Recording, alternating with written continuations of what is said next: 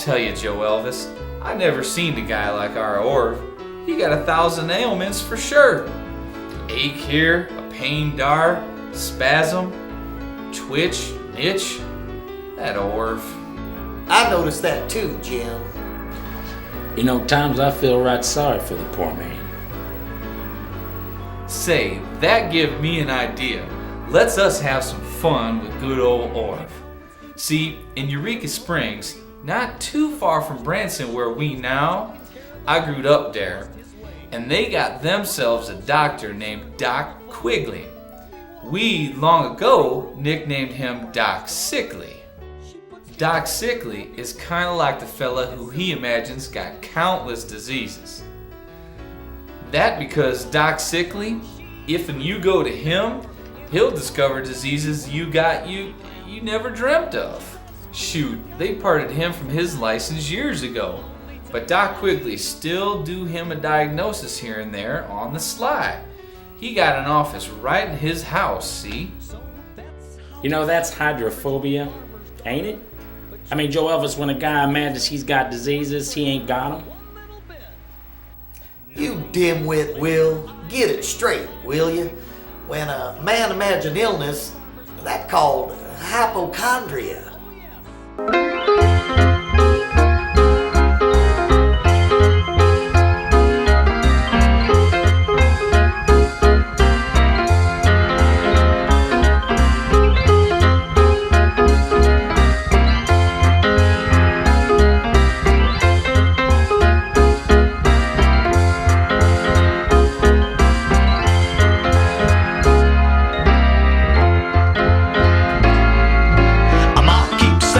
Basically a good boy, gee whiz, maybe I'll have to find some pretty social worker who could spring me free. Oh yeah. So what I is planning, I gonna take Orv to that there Doc Sickly. Just for the interest to find out when you got a sickly patient and you also got a sickly doctor, so just where things can end up. You dudes wanna go with us? Shucks, Jimbo. I think that is sort of cruel. As much as a pain in the butt Orv is, you boys want to play jokes, you strictly do it on your own. Since I knows you do it my say-so or not. Just keep praying, stealing a glimpse.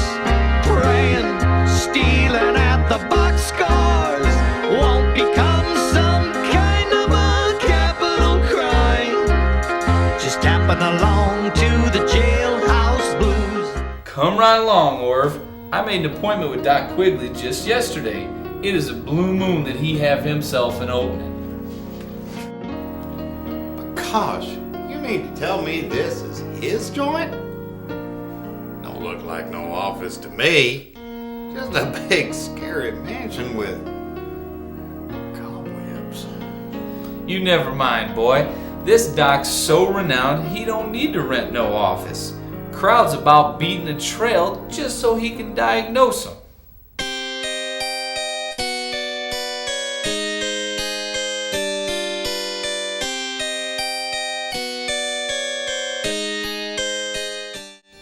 Come on over to my examining table, feller. You the gent?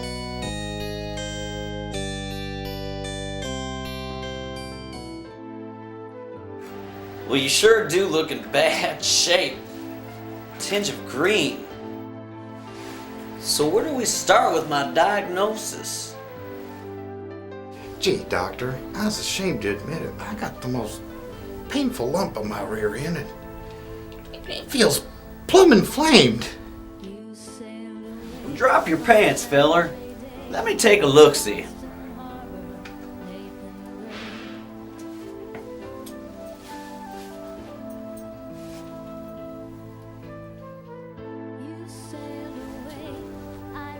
Well, you're darn tootin', feller.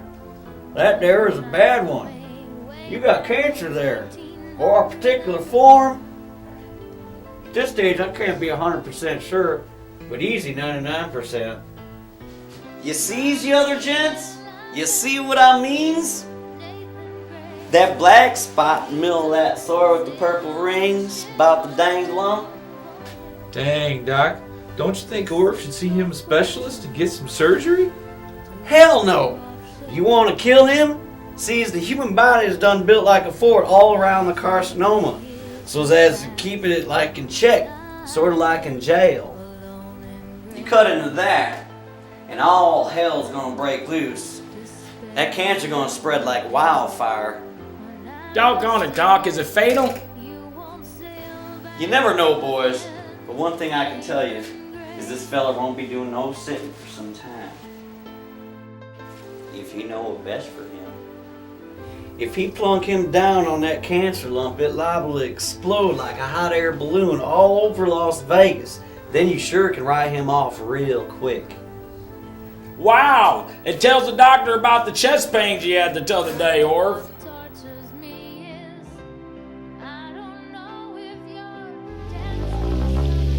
It's raining all over the world.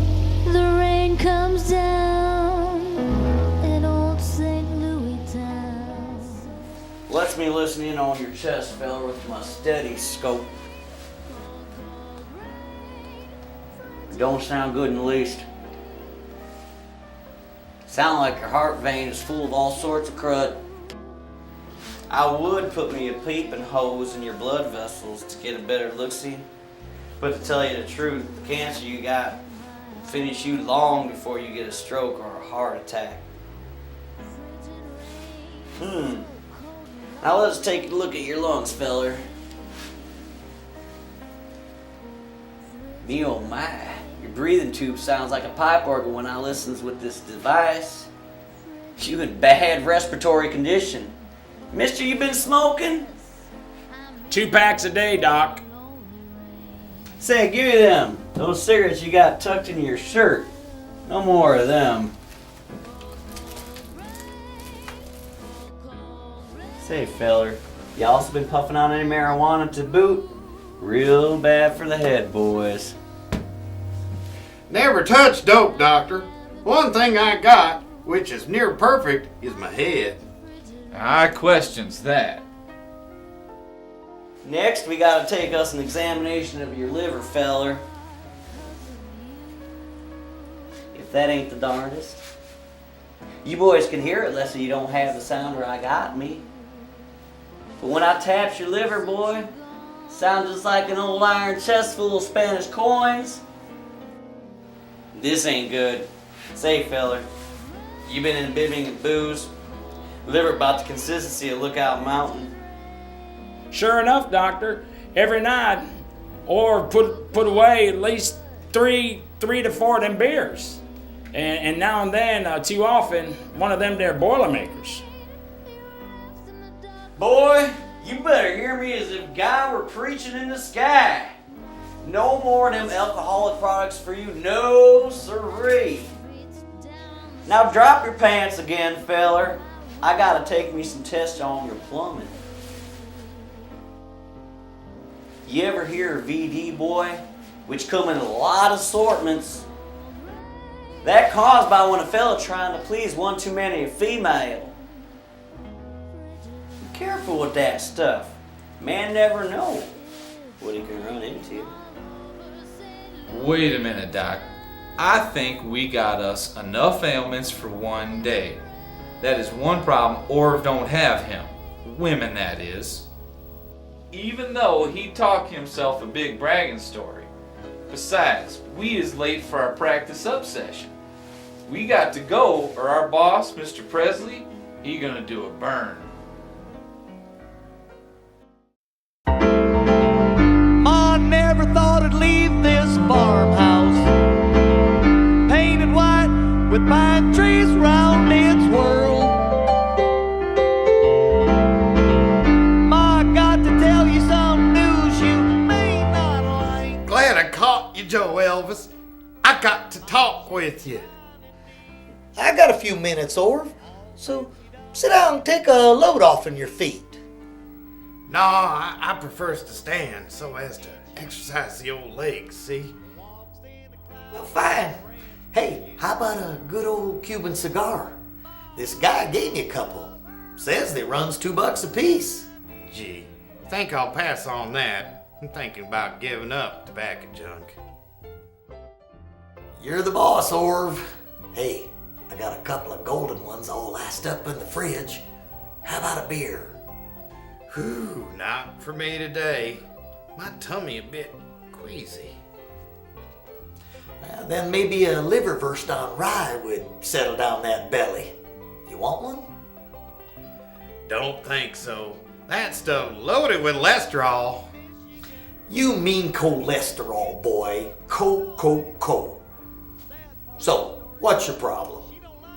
Well, Joe Elvis, as hard as it'll be, I fears you better plan on replacing old Orv. Which won't be a piece of cake for you, I realize. I realize I add a lot of class to the outfit. You know's pure Orv. And I makes up for a lot of shortcomings. Like, for instance, Will's flimsy guitar work. My expert strumming kind of cover up for a guy like Will. You're probably right.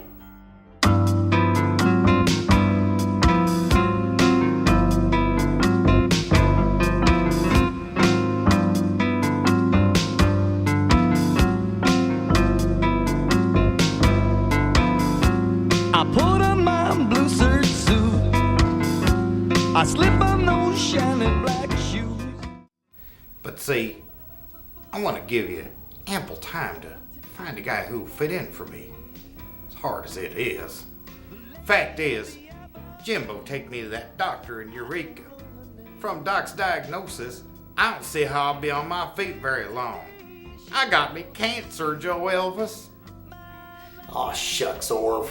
Don't take none of that serious. Jim and Will just funning you. That there doc would not know cancer from a cactus plant. They just having fun on you, boy. Ain't nothing wrong with you except maybe too much imagination on the sick side. Yeah, I kinda wondered about that there, doctor. Say, Joe Elvis, maybe I'll have a beer and a liverwurst at that. You done took a big load off my brain. You're okay, danged it. I is gonna write my daddy right now, and I is gonna tell him that you is not as bad a dude as he always claims. Golly, thanks a bunch, Orv. I sure do want your daddy to have a good opinion on me, all right.